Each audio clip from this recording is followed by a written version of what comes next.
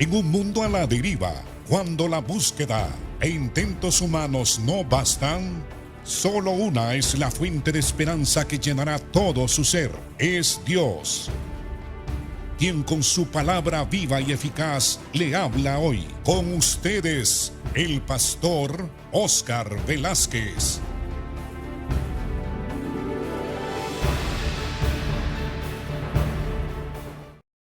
Dios les bendiga, amados hermanos. Nuevamente estoy con ustedes. Hemos estado hablando sobre el libro de Romanos capítulo 8. Ya nos quedan pocos capítulos para terminar. Pero el capítulo 8 de Romanos es un capítulo que exige a todos los maestros y a todos los predicadores dedicar más tiempo, porque se habla de doctrinas que muy pocas personas comprenden, o por lo que veo a veces comprenden estas doctrinas, pero las comprenden mal. Entonces hemos tratado de ir un poco despacio para explicar la doctrina de la elección incondicional. Cuando hablamos de la doctrina de la elección incondicional, lo que queremos decir es que aún antes de que existiéramos nosotros y existiera el mundo material, las galaxias, el sistema solar y la Tierra, como dice el texto mismo, que el Señor nos conoció, nos predestinó desde antes de la fundación del mundo. Entonces nos prolongamos o nos vamos hacia la eternidad pasada, donde el Padre, el Hijo y el Espíritu Santo planificaron o idearon un plan para salvarnos a nosotros, para que nuestros pecados fuesen perdonados y para que nosotros gozáramos de los beneficios de la obra redentora de Jesucristo. Y es algo maravilloso y algo incomprensible también, hermanos, que antes de que usted y yo existiéramos, aún antes de que usted se arrepintiera y recibiera a Cristo, y yo también, allá en la eternidad pasada, en el consejo de Dios, ya Dios nos había tomado en cuenta. Y no solamente nos había tomado en cuenta, el texto de las Escrituras dice que a los que antes conoció, a estos también predestinó para que fuésemos hechos conforme a la semejanza de Jesucristo, su Hijo amado. Así que Él nos conoció y no sabemos cómo fue que nos conoció si aún no existíamos. ¿Eso no le parece a usted algo maravilloso y misterioso? De que Dios lo conociera a usted y me conociera a mí y conociera a todos los creyentes, a todos los que son salvos desde antes de la fundación del mundo. Eso no lo podemos comprender porque no sabemos cómo es en realidad Dios. Sabemos que Él es eterno, que Él es el alfa y la omega, el primero, el último, el principio, el fin. Palabras estas que el Señor mismo pronuncia hablando de sí mismo y de su eternidad y de su eterna existencia. El asunto es que aún no habíamos hecho nada bueno ni nada malo y ya Dios nos conocía y decidió pues elegirnos. Esto es lo que se llama elección incondicional. Cuando decimos que fuimos elegidos, no tomando Dios en cuenta lo bueno que hubiéramos hecho o lo malo. La verdad es que según el testimonio de las Sagradas Escrituras, nosotros somos malos. Cristo dijo, ¿y cómo podéis hacer el bien si sois malos?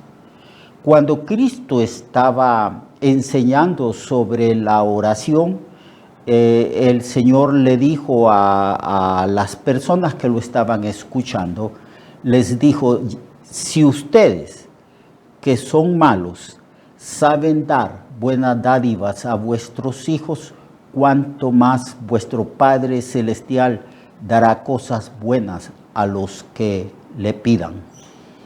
Entonces el veredicto de la Biblia, el diagnóstico, el testimonio que da Dios de nuestra naturaleza, de cómo somos, es que somos malos, que tenemos una naturaleza que nos induce a hacer lo malo.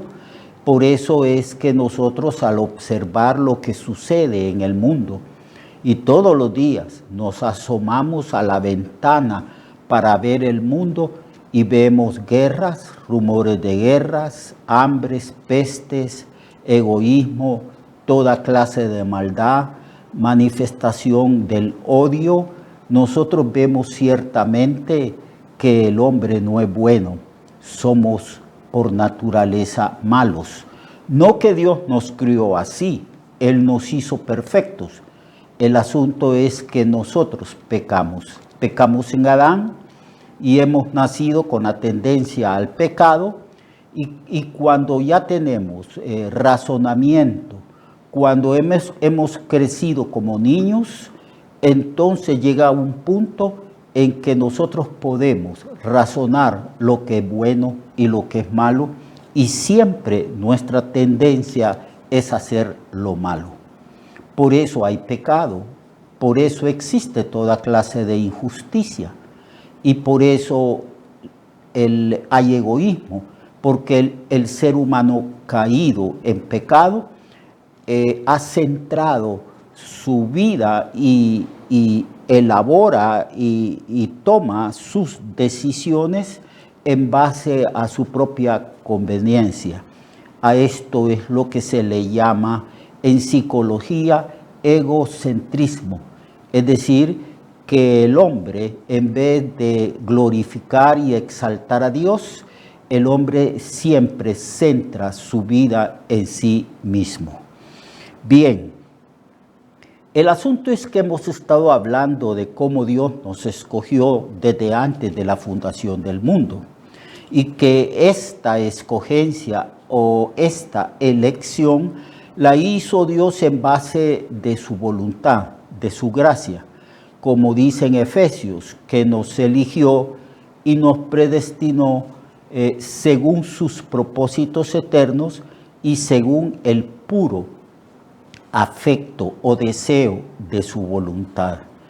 Es porque Dios quiso que usted, amado hermano y hermana, y yo y todos los cristianos que habemos en este mundo actualmente, y todos los cristianos que han existido desde cuando la iglesia se fundó, y todos los cristianos que van a existir en el futuro, todos hemos sido escogidos en base de la voluntad de Dios.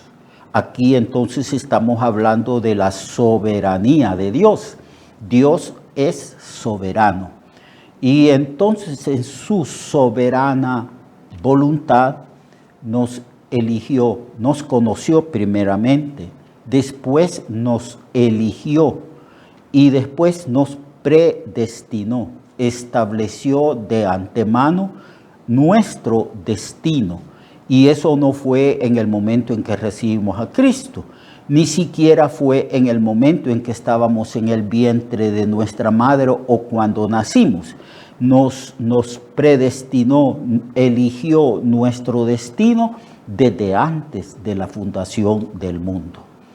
Esto yo no lo puedo entender a ciencia cierta. Necesitamos mucha sabiduría, orar al Señor que nos dé entendimiento y nos dé sabiduría para poder comprender estas doctrinas. Pero está aquí, está revelado. Y la Biblia dice que las cosas reveladas pertenecen a los hombres. Son reveladas para que nosotros las conozcamos, meditemos en estas cosas y pongamos por obra su palabra. Y las cosas secretas permanecen en Dios. Así que no temamos enseñar, entender, escudriñar las Escrituras, porque fueron dadas como un don de Dios a nosotros, para que conozcamos su voluntad, para que nosotros conozcamos el plan eterno de salvación. Muy bien, entonces hemos estado hablando que a los que antes conoció, a estos predestinó, y se establece en el capítulo 8, verso 29, es que nos fuimos predestinados con un propósito de parte de Dios. Y el propósito es que nosotros seamos conformados a la imagen de su Hijo Jesucristo. Pablo está señalando la culminación de la salvación. La salvación comienza en la eternidad pasada, termina en la eternidad futura, pero hablando de nuestra experiencia en la salvación, podríamos decir que fuimos salvos desde el momento en que nosotros tomamos nuestra decisión de creer en Cristo, de arrepentirnos, de recibirle al Señor como Señor de nuestras vidas y Salvador. Pero allí comienza la salvación en el sentido experimental y práctico de cada cristiano. De ahí hay un periodo, hay un tiempo de crecimiento, de madurez espiritual, de santificación experimental también, un periodo en que nosotros somos preparados por el Espíritu Santo para cumplir el ministerio que también fue ya establecido desde antes de la fundación del mundo, hasta que nosotros llegamos a ser conformados a la imagen de su Hijo Jesucristo. Al hablar de la glorificación, es decir, cuando el Señor venga, vamos a resucitar, y los creyentes que no estén muertos en ese tiempo van a ser transformados en un abrir y cerrar de ojos, y todos estaremos con el Señor para siempre. Muy bien, entonces aquí dice que fuimos predestinados para ser conformados, hechos a la imagen de su Hijo Jesucristo. Por eso Pablo, antes de esto, él dice que todas las cosas ayudan. Otra versión dice, cooperan para bien, para a los que Dios ama. Es decir, que toda experiencia cristiana, toda experiencia de nosotros, sea una experiencia que usted o que yo la cataloguemos como buena o como mala, o como agria y dulce, porque así es la vida.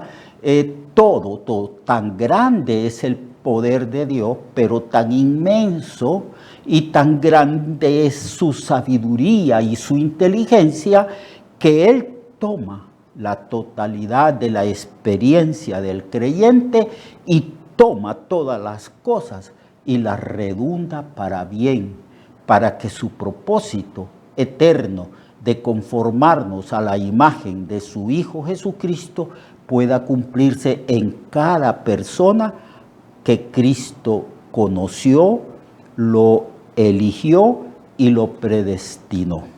Hemos estado hablando de todas estas cosas, y la Biblia dice que a los que predestinó, o sea, marcó o estableció un destino de antemano, a estos también llamó, y a los que llamó, a estos también glorificó.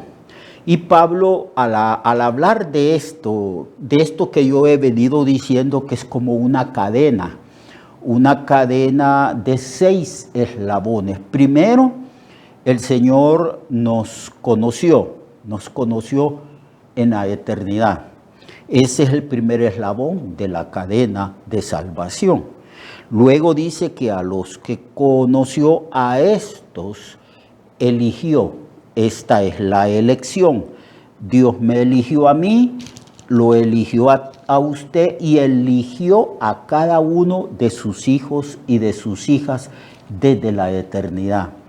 Y no solamente nos eligió, que es el segundo eslabón de la salvación, sino que también nos predestinó, estableció de antemano un destino. He ahí el tercer eslabón. Y no solamente nos predestinó, sino que indefectiblemente fuimos llamados. Por esa razón, aunque nosotros pasamos grandes enfermedades y grandes peligros en la vida, aún antes de conocer a Cristo, el Señor nos guardó. Y el Señor guarda y protege la vida de todos los que han sido conocidos, elegidos y predestinados. Porque todos los predestinados tienen que ser llamados. Por lo tanto, ninguno de los predestinados va a morir antes de ser llamados. Algunos son llamados y permanecen en Cristo largos años y llevan mucho fruto. Otros son llamados y a los pocos años mueren. Otros son llamados y salvados en el hecho mismo de la muerte, como en el caso del ladrón que le dijo a Jesús: acuérdate de mí cuando vinieres en tu reino. Y Cristo le dijo: hoy mismo estaréis conmigo en el paraíso. Entonces, ¿cuántas veces nosotros los pastores hemos ido a hablar de Cristo y de la salvación a una persona que está en su lecho de muerte y esa persona acepta, o sea, cree en Cristo, recibe a Cristo, lo recibe como su Señor y su Salvador, y esa persona puede morirse horas después o días después, pero ya es salva? El asunto es que todas las personas que han sido marcadas, elegidas, conocidas y predestinadas, ellas tienen que ser llamadas, tienen que ser llamados. Ahora, el llamamiento implica muchas cosas. Y yo quisiera hacer un poquito en este tiempo sobre el llamamiento. El llamamiento implica que el Espíritu Santo ha sido enviado. ¿Recuerdan ustedes las palabras que el Señor dijo a sus discípulos? Os conviene que yo me vaya. Si yo me fuere, yo y mi Padre enviaremos otro Consolador. Alguien como yo, dijo Cristo. El Paracleto, uno que está al lado de otro para ayudarle. El abogado, dice la Biblia también. Entonces, yo enviaré el Espíritu Santo. Y cuando el Espíritu Santo venga, se refería el Espíritu Santo está aquí en la tierra hace más de 2000 años. Desde el derramamiento del Espíritu en el día de Pentecostés, que la mayoría de los teólogos y estudiosos de la Biblia dicen que ese es el punto que marca el nacimiento de la iglesia. Entonces el Espíritu Santo está aquí, morando, no en templos hechos por mano de hombre, sino en el corazón de los creyentes, morando en la iglesia. ¿Y cuál es la función del Espíritu Santo? Pues la función del Espíritu Santo es precisamente hacer ese llamamiento. A los que predestinó, a estos también llamó. Pero el llamamiento implica muchas otras cosas que es necesario entenderlas, porque la Biblia dice que no hay mérito alguno de parte de nosotros, que la salvación pertenece a Jehová, pertenece a Dios. Es una salvación de principio a fin, de eternidad pasada a eternidad futura.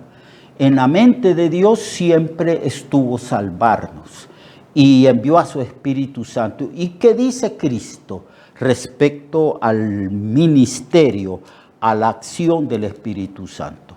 El Padre primeramente envía a su Hijo. Su Hijo efectúa la redención y la expiación de nuestros pecados muriendo por nosotros en una cruz. Cristo resucita y luego sube al cielo, y ambos, el Padre y Cristo, envían el Espíritu Santo. Ahora el Espíritu Santo tiene un ministerio. El ministerio del Espíritu Santo es efectuar, hacer el llamamiento.